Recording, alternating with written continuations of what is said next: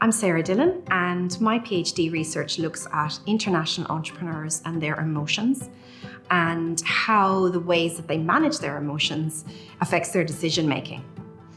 And this is important because we know a lot of small businesses fail, and if we can help entrepreneurs make better decisions, we can help fewer businesses fail. So the internship was with QUT Centre for the Digital Economy, and the project was sort of commercial consultancy type project for a government agency.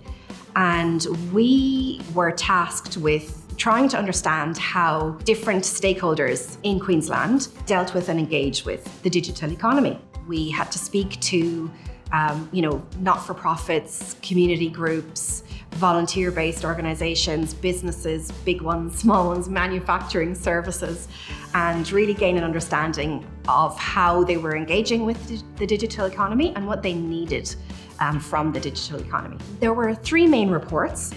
One of them sort of addressed some of the questions that we had been asked to look at directly, and I suppose was a lot more strategic. Another report looked at just some of the general feedback and concerns and trends that we could see emerging in the space based on our analysis of what other digital economies around the world were doing. And then there was another piece that looked at, more broadly, how do communities, how do people, how does society engage with government and with government guidance and regulations and the different tools that we have to help people.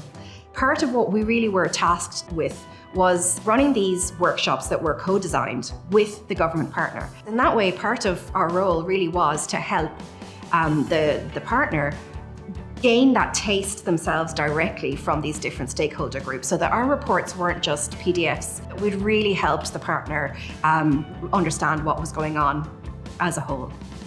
I think professionally, I've definitely got a better understanding of where my PhD and the skills that I've acquired during the PhD, where that fits in the bigger picture of industry. But also more broadly, how research can inform business, how research can inform society, how research can really make a difference and move some of the levers and make change in the ways that we often want to see. Here I was, on the one hand, you're in sell yourself mode, when you do an interview. And then on the other hand, you're like, well, now I've got to do what I've just, said I can do. And matching up your behaviors and what you're delivering with what you've said you can, it can be a little bit intimidating.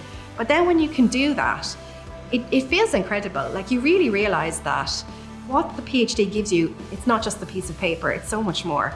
And I think in that way, personally, it's helped me become the professional I wanted to become and the human I wanted to become by doing the PhD. And I don't think I would have seen that quite as tangibly if I hadn't done the internship. Having been through the whole internship process, I can wholeheartedly recommend other PhD students give this a go. Initially, I wasn't sure about doing an internship because I come to my PhD with a number of years of industry experience already. It sort of unlocked understanding that allowed me to make more of my PhD somehow. I would definitely recommend PhD students get in there and have a look and make an internship for yourself happen.